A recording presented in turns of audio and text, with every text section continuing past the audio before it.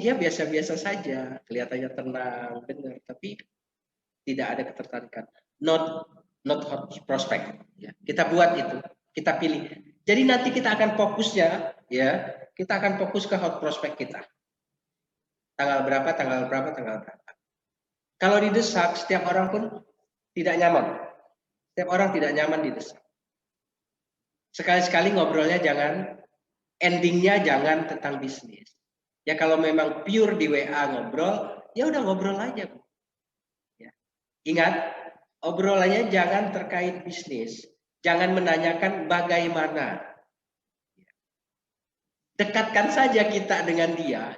Dekatkan saja dulu. Tapi poinnya jangan dekatkan dia dengan bisnis kita, jangan dekatkan dia dengan produk kita. Bagaimana kita mendekatkan dia, mencari kesamaan, mungkin aktivitas dia apa, pengajian di mana Bu, ikut aja gitu ya. Saya boleh gabung nggak? Gitu, nggak bicara bisnis. Tapi lebih bagaimana mendekatkan kita ke customer kita. Kalau didesak betul, karena kita bicara tentang bisnisnya. Gimana Bu, sudah bisa gabung nggak? Katanya kemarin tanggal sekian join, ini udah tanggal sekian gitu ya. Ih ibu ini lewat sama cerewet banget sih, gitu ya, nggak dibalas, nggak enak gitu kan, kesel kita akhirnya. Nah makanya pada saat kita nanyakan itu, kita tidak bicara tentang bisnisnya, tidak tanya tentang produk, tanya yang lain aja. Tapi pada saat dia sudah mulai menerima kita, baru masuk. Makanya berbanyak follow up. Kalau cuma 1-2 hot prospect nggak bisa, kita harus banyak hot prospect. Buat di kolom, ya Pak Bu, siapa saja list prospek kita, terus meet-nya kapan, ketemunya kapan, follow up 1 kapan, follow up 2 kapan, follow up 3 kapan, kasih keterangan, kolom keterangan. Keterangannya hot prospect, non hot prospect. Oke? Hitung di situ berapa hot prospect kita. Nah, yang dijaga adalah yang hot prospect. Tapi tidak mengabaikan untuk tetap melakukan yang non prospect. Jadi pada saat pendekatan, agar dia tidak merasa dipaksa, kita coba mendekatkan diri kita dengan dia. Tidak mendekatkan bisnisnya atau tidak mendekatkan produk. Seperti itu Ibu Rina. Baik. Mudah-mudahan tidak puas ya. Buka dengan kita. Makanya jangan pikiran dulu jualan. Gitu. Kalau kita jualan pada saat itu dan memotong pembicaraan dia akan pasang. Ya, orang ini ketemu gue cuma jualan aja. Oh ternyata dia punya empati juga ya, mau dengerin gue curhat gitu ya, dia udah baik. Akhirnya karena faktor itu dia tertarik dengan. Jangan dicela, kita tidak bisa, jangan sekali-sekali kita memotong pembicaraan untuk customer. Even itu penolakan, walaupun itu penolakan. Ada nggak Pak cara yang smooth untuk memotong? Ada, gampang, mudah caranya. Bagaimana caranya memotong pembicaraan adalah mengambil pembicaraan terakhir yang positif, lalu kita bicara agak sedikit naikkan volume kita pertegas penekanan kita. Dia berhenti. Tapi smooth, dia tidak akan tersinggung. Gitu ya. Ngomong, oh, ambilnya gitu, bisa di tengah bisa. Tapi jangan lakukan. Ya, karena dia butuh teman dan bersyukur dapat customer seperti ini. Ini hot prospect kita. Yang seperti inilah yang kita cari. Kalau dia sudah trust, artinya dia terbuka dengan kita, dia sudah menanamkan kepercayaan kepada diri kita. Kalau orang sudah percaya, mau ditawarkan apa aja, dia akan beli. Jadilah pendengar yang baik. Fungsi kita bukan menjelaskan produk. Tapi kan niat saya mau jualan, Pak. Kayak seperti yang diajarkan. Gitu kan. Ini pada stepnya udah 4 nih, saya mau lakukan gini. Step 3 belum saya lakukan, dia hanya ngoceh terus. Ya nggak apa-apa, nggak usah lakukan. Gitu ya, Ibu Ana ya, jangan lakukan. Biarkan aja. Biarkan dia cerita panjang, tapi kumpulkan di fact finding tadi, kumpulkan informasi itu. Kalau perlu catat-catat, karena itulah senjata kita untuk bisa meng-closingkan dari informasi yang kita dapatkan. Ya, jadi tidak perlu kita memotong pembicaraan, karena penjual itu adalah good listener, pendengar yang baik. Dengan mendengarkan orang lain, kita akan tahu kelemahannya. Oke? Oh, gue harus tembaknya dari sisi ini. Oh, gue masuknya harus dari sisi ini. Karena informasinya udah dapat kita. Tinggal gongnya saja. Yang susah itu kalau seperti yang tadi, yang nggak mau ditanya, diem aja gitu. Artinya kita harus aktif. Tapi kalau yang berbicara terus bersyukur, tidak apa-apa. Sedikit-sedikit gibah dia nggak apa-apa. Dia ngomong gibah, tapi kita tidak tanggapi gibahnya kan, misalnya gitu. Oceh aja. Biarkan. Kita tarik bagaimana sedikit kembali ke rule. Kembali ke seperti itu, ya. Jadi biarkan dia bercerita sebanyak-banyaknya. Jadi niat kita dari rumah adalah prospek jualan. Jangan pikir kita nggak jualan. Kita mendekatkan diri kita dengan dia. Sampai akhirnya dia sendiri yang memutuskan. Terkadang karena dia nggak enak dengan kita. Udah banyak banget, thank you ya, udah dengerin gue sharing, gitu. Gue curhat, maaf, gue jadi sedih, gitu. Nggak apa-apa. Ya itulah gunanya temen, ya. Ke siapa lagi? Kalau nggak ke saya, ya. Jadi kalaupun artinya kan ibu percaya dengan saya, terima kasih. Gitu saja, jaga terus itu, maintain saja. Kalau memang perlu, kasih bonus, gitu ya. Dia kan udah kasih. Ya saya titip buat putrinya ya Bu, ini. Gak apa-apa. Ini pemancing, tapi kita harus tahu, oh secara finansial dia kuat. Kita harus petakan dia. Kalau mengeluarkan uang 3 juta nggak jadi masalah ke dia, nggak apa-apa kasih 1 botol kan. Nggak tahu saya aturannya boleh atau enggak, tapi itu untuk mendekatkan lagi, dia udah trust, kita kasih. Besok baru kita masuk ke bisnis.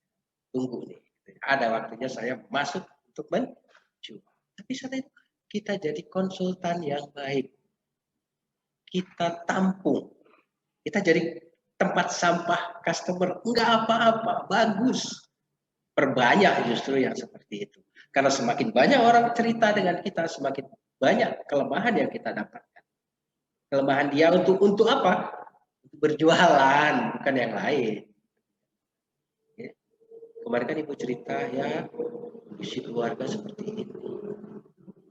Bla bla bla bla, kan enak kita masuknya dari situ obrolannya. Oke, paham ya? Jangan potong, customer tetap raja. Saya bilang betul. Customer itu raja. Jadi jangan potong omongannya. Walaupun kita bisa, gampang. Saya kasih tahu caranya potong ucapan tapi dia tidak tersinggung di tengah-tengah. Naikkan dikit volume kita, bahasanya. Volume kita. Utarakan ucapan dia yang terakhir, lalu sampaikan dengan nada tegas. Bisa. Kembali ke Anda pembicaraan itu. Tapi jangan lakukan itu ya. Baik. Saya appreciate, saya menghargai waktu Bapak Ibu. Hari ini adalah hari kumpul keluarga, namun masih bisa menyempatkan untuk bisa belajar bareng, gitu ya. Ya. Kenapa kita angkat tema ini? Handling objection ini memang materi yang sangat menarik dan kita semua menginginkan bahwa kita mampu mengatasi keberatan seorang calon pelanggan atau calon pembeli, calon mitra dengan elegan. Semua orang punya pengalaman Pak Bu ya, ditolak ya. Nah, kan senyum-senyum. Saya sering gitu ya, sering sekali kalau ditolak. Kalau menolak, saya orangnya nggak enakan. Orang Indonesia kan nggak enakan. Wah, nolak nanti gimana ya? Nggak ditolak gimana? Ya penolakan ya wajar ya, hal yang biasa itu. Cuma bagaimana kita mengatasi keberatan itu, yang penting tidak membuat calon mitra, calon pembeli kita tersinggung. Tips pertama yang harus kita pelajari untuk mengatasi keberatan itu suara. Kontrol emosi kita pada saat menerima hal yang tidak berkenan, biasanya kita langsung naik. Baik itu volumenya, ya, speed-nya, itu langsung. Oh enggak, Mas Benny mah jauh lebih jelek dibanding yang lain. Oh, kita udah merasa enak aja, enggak begitu. Nah, kita mencoba membuat sebuah pendapat baru yang mempertahankan pendapat kita. Dari situ suara kita berubah. Jadi satu hal yang harus kita kuasai, bagaimana kita mengontrol diri kita pada saat menghadapi keberatan. Sering banget ya, akhirnya debat kusir. Enggak, bagusan punya gua. Enggak. Siapa bilang? Ini kan punya. Nah, akhirnya debat kusir, teman-teman tidak mendapatkan sebuah proses penjualan apapun.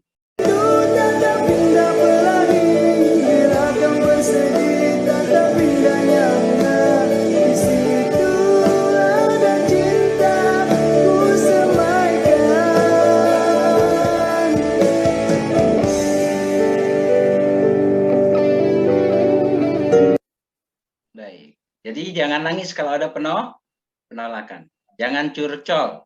Jangan keluarkan energi negatif. Karena semakin banyak energi negatif yang terbuang, semakin itu akan membuat semakin kita tidak yakin terhadap kemampuan kita. Rekan-rekan bisa baca slide saya yang ketiga, ya. Jadi terkadang kegagalan itu bukan karena tidak menguasai produk. Kita sudah khatam nih, sudah paham manfaatnya, fitur produknya seperti apa, kita sudah kuasai. Tapi terkadang kita terlalu menerima, orangnya terlalu menerima atas segala keberatan yang diberikan oleh calon customer. Begitu ditolak, ya sudah. Oh gitu ya, nggak mau ya, oh ya, ya udah.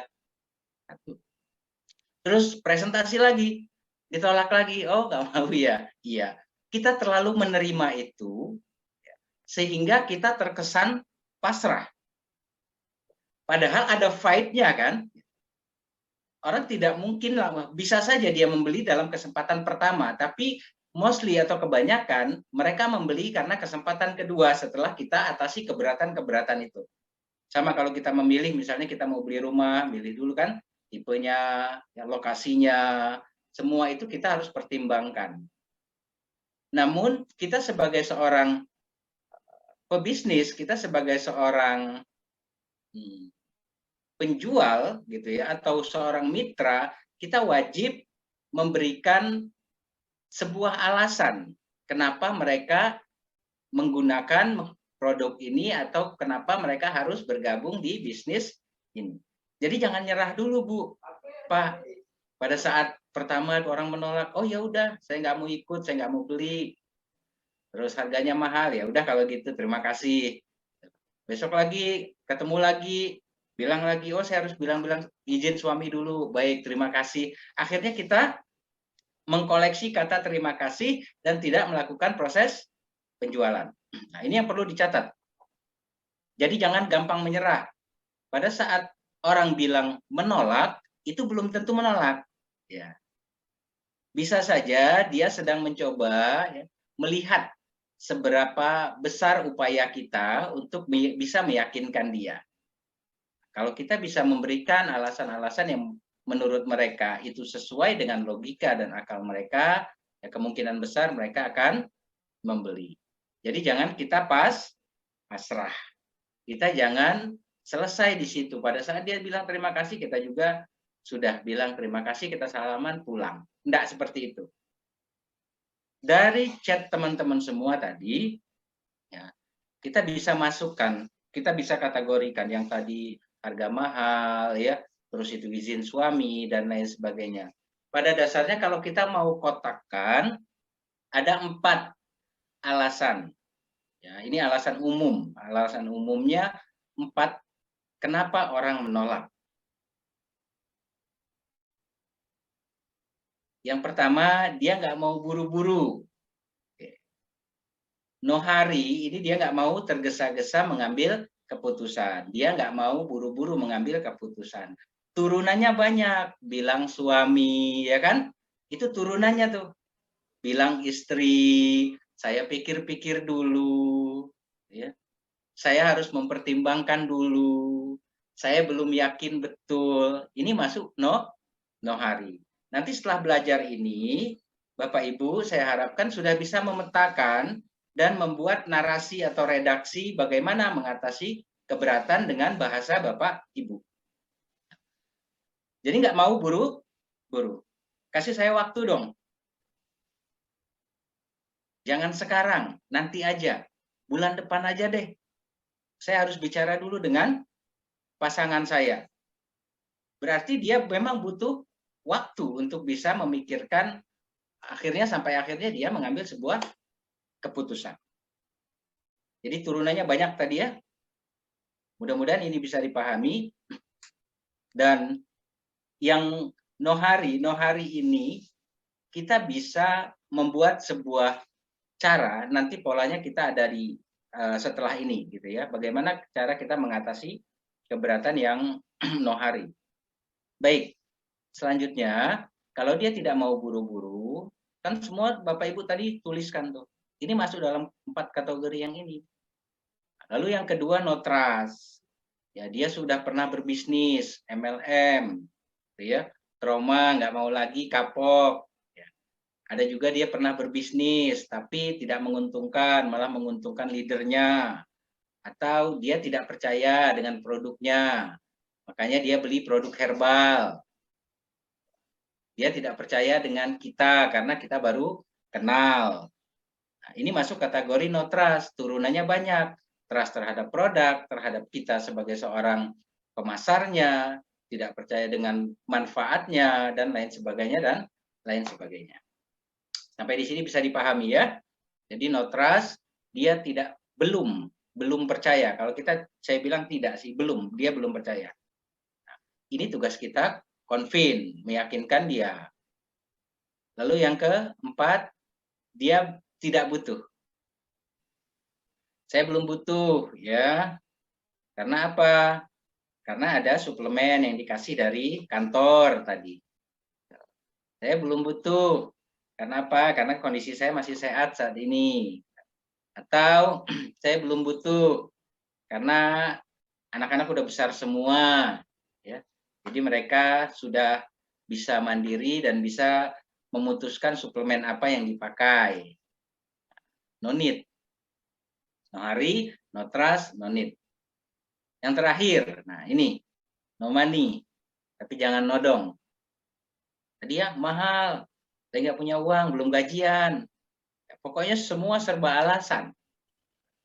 Paling mudah kan bilang, aduh lagi nggak punya duit, kondisi sulit. Apalagi zaman corona seperti sekarang ini, gitu ya. Membuat bagaimana kita bisa meyakinkan seseorang atas 4 penyebab tadi. Penyebab orang menolak itu nggak mau buru-buru. Dia perlu pikir-pikir dulu. Diskusi dengan suami, diskusi dengan istri. Akan mempertimbangkan, akan mempelajari. Lalu akan minta rekomendasi dari yang lain. Itu no trust, dia belum percaya. Belum percaya dengan kita, belum percaya dengan produknya. Oh ya, produk yang itu lebih bagus kok dibanding produk yang kita tawarkan. Harganya jauh lebih mahal. Ini harganya jauh lebih mahal dibanding produk yang biasa saya konsumsi. Atau saya biasanya sudah pakai herbal, saya lebih yakinnya pakai herbal. Atau saya biasanya pakai madu. Itu dong, no trust. No need, dia tidak butuh. Karena ada tambahan suplemen yang diberi dari kantor misalnya. Terus dia kondisinya sehat, nggak terjadi apa-apa, nggak ada gangguan apa-apa di dalam tubuhnya. Dan yang terakhir no money, no hepeng, ya. Kalau kita sudah tahu, kita sudah petakan 4 ini, inilah alasan-alasan mengapa orang menolak. Tugas kita jangan begitu orang bilang, nanti saya pikir-pikir suami, oh ya baik, terima kasih ya Bu. Ya, selesai. Terus, oh nanti saya pikir-pikir dulu ya, saya harus cari rekomendasi nih ya dari orang yang sudah pernah pakai. Oh baik, kalau gitu terima kasih. Selesai, kita tidak ada proses penjualan.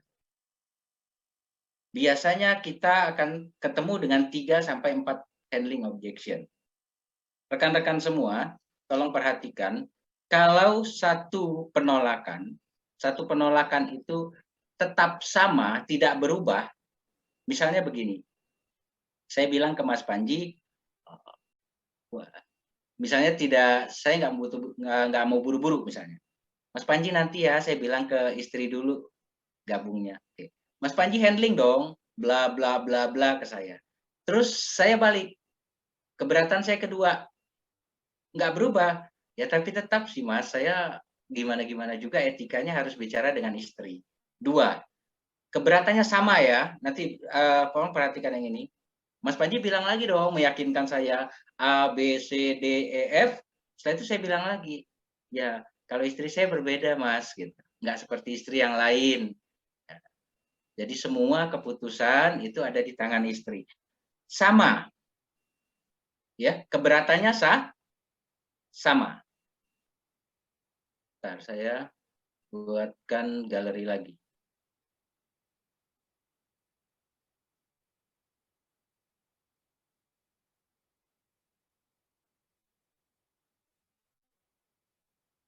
Mas Panji bisa dibuat ini enggak ya? Oh, sebentar. Ya, stop share.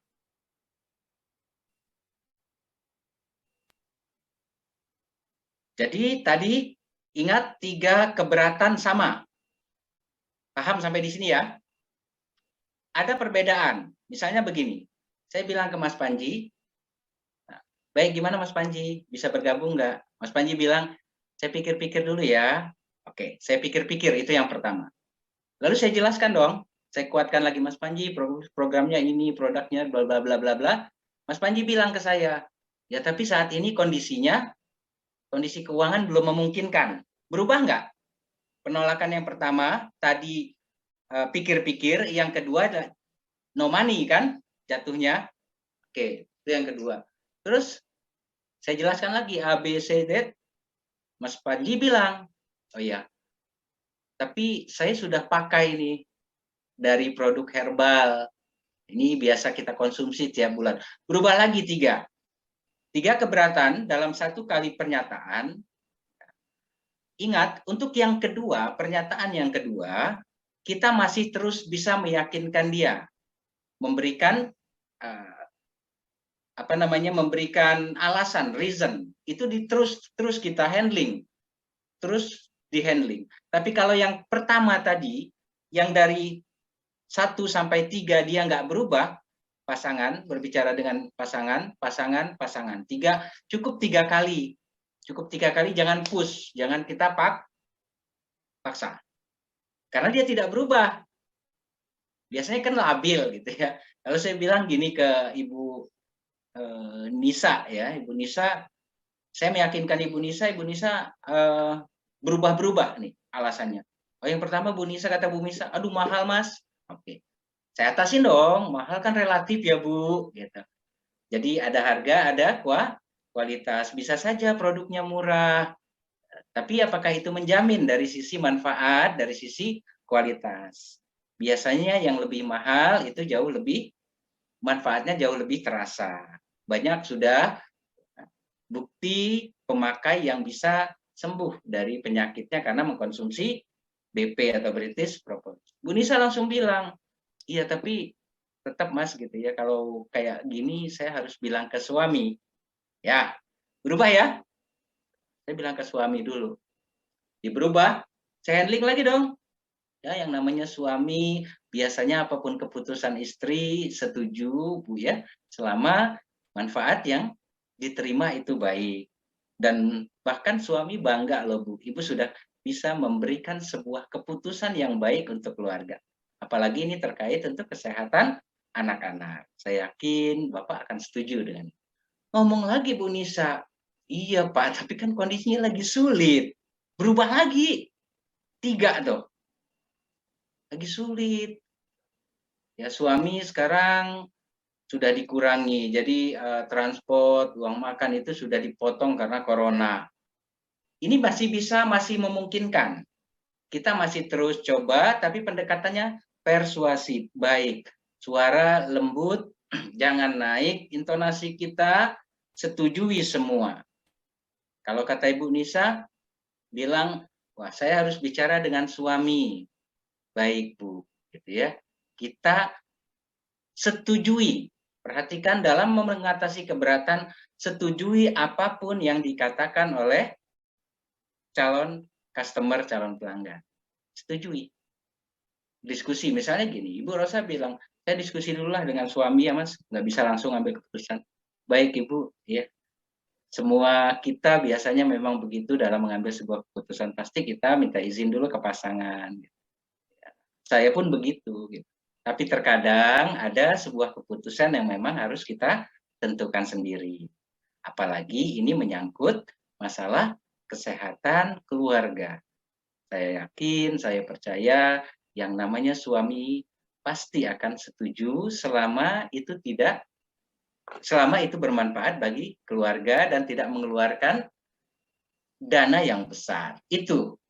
Jadi kita coba memetakan itu dalam proses kita menghadapi keberatan. Suara ya, tolong perhatikan ini kebanyakan kita tuh gagal karena intonasi kita, karena speed kita. Jadi kalau keberatan itu harus kita setujui, apapun itu kita harus setujui. Kita lanjutkan, jadi 4 tadi ya. No hurry.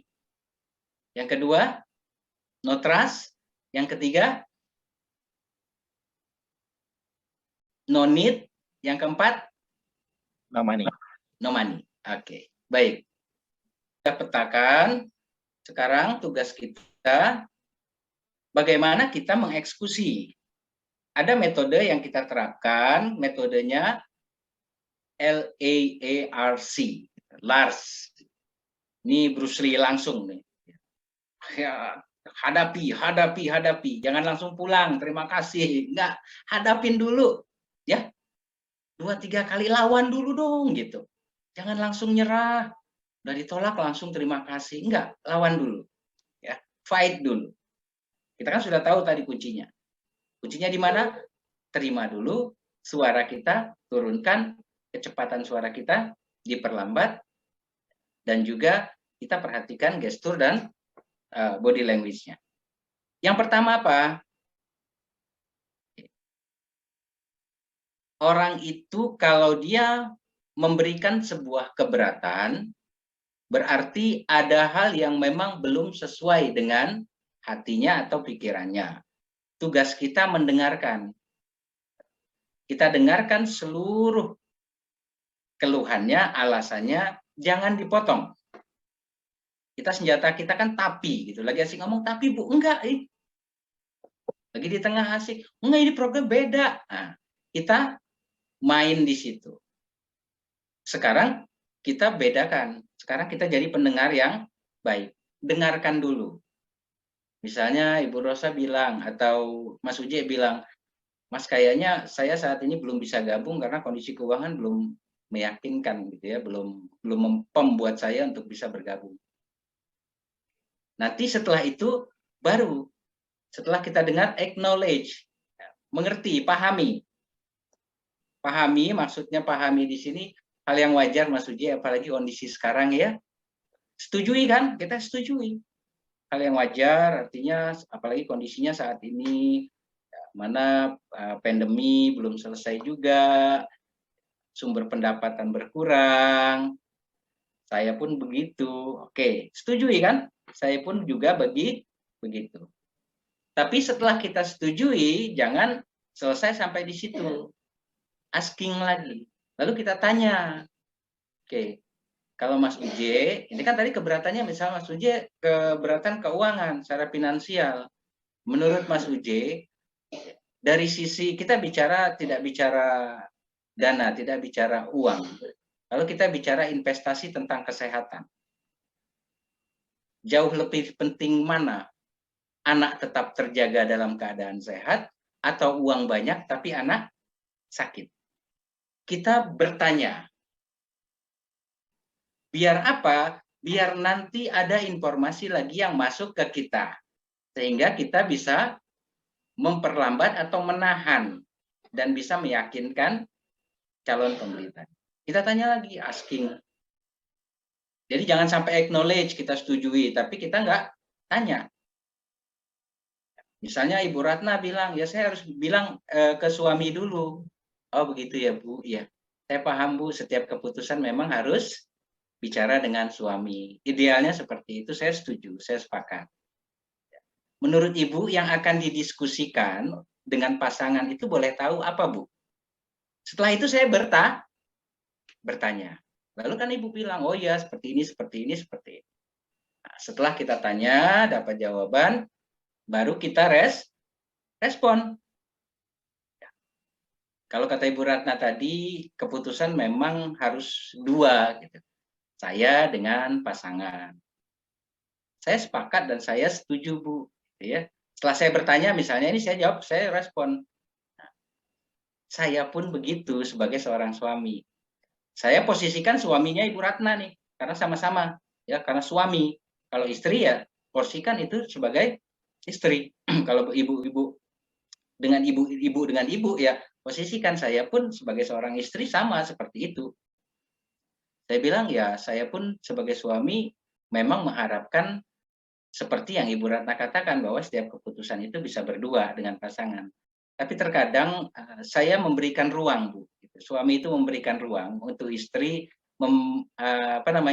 memberikan sebuah keputusan tanpa harus saya ketahui. Yang terpenting keputusan itu tidak merugikan kami keluarganya. Ada keputusan yang memang esensial atau penting diputuskan dan itu menyangkut manfaat bagi keluarga. Saya sih biasanya setuju saja, Bu, gitu ya. Confirm saja artinya ya. Itu justru saya bangga tuh. Kadang-kadang istri itu nggak berani ngambil keputusan, tapi pada saat istri ngambil keputusan dan keputusan itu baik, kadang-kadang saya hargai dan saya apresiasi. Itu, Bu. Saya respon, ya.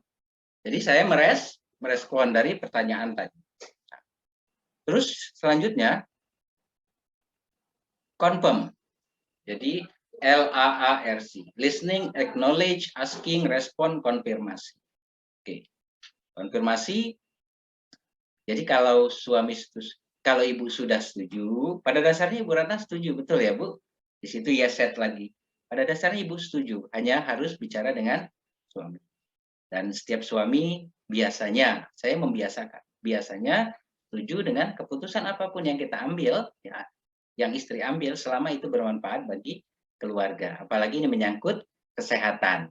Artinya dia sayang dengan dan dia peduli dengan kesehatan anak dan suaminya. Seperti itu, Bu. Baik. Confirm ya, artinya tetap saja ada keputusan memang yang harus kita ambil. Anggap saja ini sebuah kejutan untuk suami dan hadiah untuk putra-putri ibu. Seperti itu. Confirm ya. Kita konfirmasi. Lihat nanti responnya. Oh, nggak gitu juga, Mas. Ya kan? Nggak gitu juga. Itu kan menurut Mas Beni. Suami saya kan beda. Oke. Berarti kita balik lagi dong ke tahap berikutnya. Ke listening, acknowledge, asking, respon, konfirmasi. Itulah siklusnya. Oke. Sampai di sini bisa dipahami? Kalau sudah kita coba aplikasikan. Mas, kita minta satu, Mas Panji, satu. Ini saya kasih contoh dulu ke siapa ya yang mau jadi volunteer. Silahkan atau dipilih boleh. Kita aplikasikan LAARC tadi. Satu keberatan, kita coba prosesnya. Itu siklus loh, siklusnya seperti itu. Jadi nggak langsung kita dengarkan saja terus kita terima kasih, enggak. Semuanya ada, anak sehat, senang ya Bu? Ya, senang Pak. Senang ya, baik. Memang harus ada yang dikurangi, kita celah, kita cari dulu Bu. Kira-kira pengeluaran kita yang mana nih yang tidak prioritas? Kadang-kadang kan kita asal keluar aja ya, beli ini, beli itu, beli ini. Apalagi kalau kita sudah lihat Shopee, Tokopedia, ya lapar mata ya Bu. Iya. Pada saat kita lihat harganya mungkin jauh di atas itu. 300.000. Itu dalam hitungan detik kita bisa klik tuh beli. Masukin ke keranjang. Tapi kalau kita disuruh atau diajak nih mempersiapkan sebuah pola sehat untuk keluarga hanya dengan sekali beli dan itu bisa dipakai untuk berapa lama. Jadi memang harus ada yang dikorbankan dari sisi keuangannya. Pasti setiap orang pasti kalau ditanya punya uang, enggak punya uang. Ya, betul ya Bu? Iya, betul. Apalagi ditawari program atau produk seperti ini. Sama. Kalau kita tidak bisa atau berani memaksakan diri kita untuk menyisihkan dana yang secara jelas itu bukan skala prioritas bagi kita, tapi kita tetap lakukan. Saya rasa nggak terlalu bijak juga ya Bu. Betul ya Bu? Betul, iya. Nah, mulai saat ini kita coba ya, kita coba memberikan alokasi yang prioritas untuk kesehatan keluarga karena itu yang jauh lebih penting. Uang banyak kalau sakit percuma. apalagi udah sakit nggak punya uang, ya kan? Lebih cuma lagi. Pada saat respon kita yang bilang, ini respon. Pada saat bicara ini respon berarti kita yang bilang. Tadi kan ada asking, listening di awal pada saat respon. Oke. Jadi ya Bu, jadi anggap saja kalau 250 dalam 30 hari itu kita menyisihkan berapa sih Bu? Berapa rupiah? Nggak terlalu berat kan? Kita pecah tuh. 250 kita pecah di 30 hari. Berapa sih hasilnya? Saya ini waktu pelajar matematika keluar, saya nggak ikut. Jadi pada saat menghitung begini agak susah nih, gitu ya. Berapa tuh? 250 dipecah 30 dibagi 30. Kalkulator buat ini perlu berapa? Berapa ya? 350. Berapa? Berapa? 8.000. Berapa Mas Panji? 8.000 sehari. 8.000. 8.000. 8 kali 10. Iya 8.000. 8.000. Untuk beli cilok aja 10.000 Bu, gitu ya. Cilok loh, belum tentu secara kesehatan. Pecah lagi ya, kalau untuk keuangan dipecah, jadi lebih kecil nilainya. Kalau tadi 250, sekarang kita pecah lagi, anggap dia menabung. Oke? Nah, itu tadi contohnya. Setelah ini kan pasti Ibu Tini nggak mau diem kan, pasti ada alasan lagi nih. Enak aja deh kayak gitu. Pasti ungkapan yang kedua. Oke Bu, kalau gitu ya Ibu bisa langsung pergunakan ya, memberikan hadiah ke orang yang Ibu cintai dengan produk ini. Baik, mau dikirim atau bawa langsung Bu produknya? Oke, trial closing. Kalau teman-teman udah ikut presentation skill, ada namanya getting agreement. Di situ getting agreement kita mencoba. Kalau kata orang sekarang istilahnya call to action, tapi itu trial closing. Baik Bu, kalau menurut Ibu produknya mau dibawa langsung atau nanti dikirim? Jangan dulu Mas, enak aja. Gitu dong Bu, ya kan? Iya. Iya. Bilang Jangan jangan dulu dulu. main bawa-bawa aja. Saya tadi kan bilang nggak punya duit Mas. Iya. Nah, handling yang kedua, berarti masuk handling yang kedua. Perhatikan, apalagi boleh tahu Bu, keberatan Ibu Tini dalam mengambil keputusan.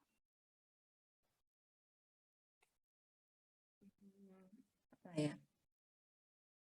Padahal banyak betul alasannya. Iya. Udah ngomong aja. Terus apa?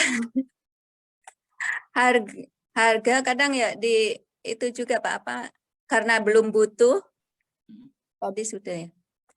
Harga sama belum butuh. Tadi Ibu bilang nggak punya duit yang pertama, alasan pertama. Iya. Karena kan saya udah menjelaskan lagi LRC balik. Nah, Ibu ada keberatan lagi biasanya kan muncul. Iya. Iya. Ya. Keberatan yang kedua, misalnya apa Bu? Mau dibawa sekarang langsung atau nanti saya kirim ke rumah Bu? Saya tak bilang suami dulu aja. Berarti berubah ya? Oke, Iya. perhatikan berarti dia punya uang. Ya, jangan nyerah gitu, berarti dia punya uang. Karena alasan yang kedua, kita baik sangka aja kan, gitu, baik sangka aja. Terus tadi nggak punya uang, terus berubah jadi suami, pasangan. Lakukan lagi step tadi, LEAARC. Seperti yang saya lakukan, saya contohkan. Sampai di sini bisa dipahami Pak, Bu? Sampai 3 kali. Tapi kalau dia sudah merasa pada saat penolakan pertama, kita beri penjelasan, nadanya tinggi udah berubah, jangan diterusin. Takutnya sepatu lewat gitu ya. Jangan. Kita kuasai juga, kita baca juga ya body language dia. Namun, tapi ya harapan saya jangan menyerah jangan di awal. Kadang kita butuh 3 kali. Setelah 3 kali batas ya sudah mundur. Tapi kalau dia berubah alasannya berubah, kita masih tetap coba, nggak harus 3 kali. Selama itu masih bisa, dia masih firm, masih nyaman, nggak apa-apa. Ya, gitu. Ya. Nanti aplikasikan ya Pak Bu. Ya, tolong diaplikasikan, coba seperti ini, lakukan. Karena pada dasarnya orang menolak itu karena dia belum tahu persis, belum mengerti manfaatnya, terus belum mengerti ya keuntungannya kalau dia membeli atau ikut ke bisnis kita. Jadi jangan kecewa, sekali lagi menghadapi keberatan 2-3 kali tetap nada kita datar turun, jangan dia akan naik. Karena percaya tadi pada saat saya menjelaskan ke Ibu Tini sudah mempersiapkan yang kedua, gitu, untuk bilang ke saya. Saya jelaskan lagi tuh, dia pasti sudah punya untuk yang ketiga. Jadi itu polanya yang harus dibangun, Bapak Ibu. Ya. Pak, tanya satu lagi, Pak. Tanya satu Nanti lagi. ya, nanti iya. Ibu Tini ya. Makasih ya Bu. Nah itu kita coba tadi role play agar apa? Agar rekan-rekan semua tahu gambarannya. Tahu gambarannya, melakukan pola ini sehingga customer atau calon pembeli tidak merasa tersinggung dan tidak merasa terpaksa.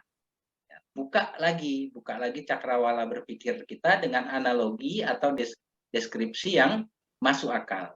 Jadi nanti tugas teman-teman pada saat paling mudah itu dicatat dulu. Kenapa orang bisa menghadapi menghadapi keberatan itu lancar? Karena dia sudah terbiasa bicara itu. Kalau yang belum, coba cari, catat. Kalau dia nggak punya uang, saya ngomongnya apa? Oh ya wajar Bu, ya. Setiap orang juga punya kebutuhan, ya kan? Apalagi sudah punya putra-putri banyak, harus mempersiapkan biaya sekolah dan lain. Tulis saja, tulis narasi. Setelah itu katakan, biasakan. Jadi pada saat dipencet tombol langsung keluar, oh diskusi dengan suami, oh, baik Ibu, wajar, saya juga istri, ya. Jadi tetap saya juga harus bicara dengan suami, ya.